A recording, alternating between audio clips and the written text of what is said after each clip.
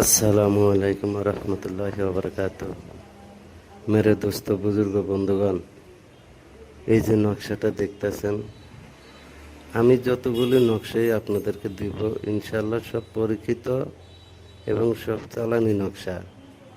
এই নকশাগুলো বুঝে শুনে কাজ করতে পারলে 1000% 1000% রেজাল্ট পাবেন ইনশাআল্লাহ। এই নকশাটা খুব গুরুত্বপূর্ণ এবং সিরিয়াসলি এই ধরনের নকশা একমাত্র আমি আমার ওস্তাদের কাছ থেকে এগুলো নেওয়া, তার কাছে কোনো কিছুর অভাব নাই ইনশাল্লাহ।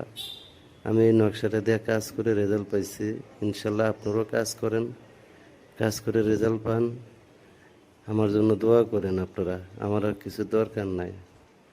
তো বুঝে শুনে কাজ করেন। এই কাজটা করতে হলে সর্বপ্রথমে আপনাকে হরিণের চামড়া হরিণের চামড়া আগে জোগাড় করতে হবে। হরিণের চামড়ার উপরে সাতটা সাতটা তাবিজ বানাবেন। সাতটা তাবিজ বানাইয়া একটা তাবিজ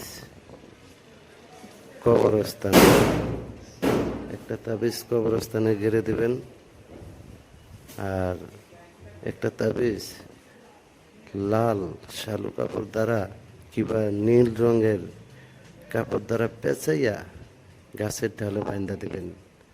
গাছটা যেন তাবিজটা নড়ে চড়ে ইনশাল্লাহ। এটা হলো বিদেশি থেকে লোক আনা, পৃথিবীর যে প্রান্তে থাকুক সেই প্রান্তের থেকে লোককে টেনে আনা মহাবশীকরণ কাজ। তে দুইটা দুই জায়গায় দিলেন, আর পাঁচটা থাকে, পাঁচটাকে যার উপরে প্রয়োগ করবেন তার নাম আছে, রাশি আছে, মেজাজ আছে। রাশির মেজাজ ধরিয়া সে তারা মিলে কাজটা করবেন ইনশাআল্লাহ। আপনি 100% রেজাল্ট পাবেন, এতে কোনো সন্দেহ নাই। হ্যাঁ, আর যদি আপনাদের বুঝতে কোনো সমস্যা হয় আপনারা আমার সাথে যোগাযোগ করবেন ইনশাআল্লাহ। আমি পার্ট টু পার্ট বুঝিয়ে দেব কিভাবে কি করতে হবে, আপনি সব বুঝতে পারবেন। তো অন্যায়ভাবে কেউ আমার এই কাজটা করবেন না। অন্যায়ভাবে যদি কেউ করেন তাহলে মনে করেন নিজের বিপরীত ক্ষতি হবে।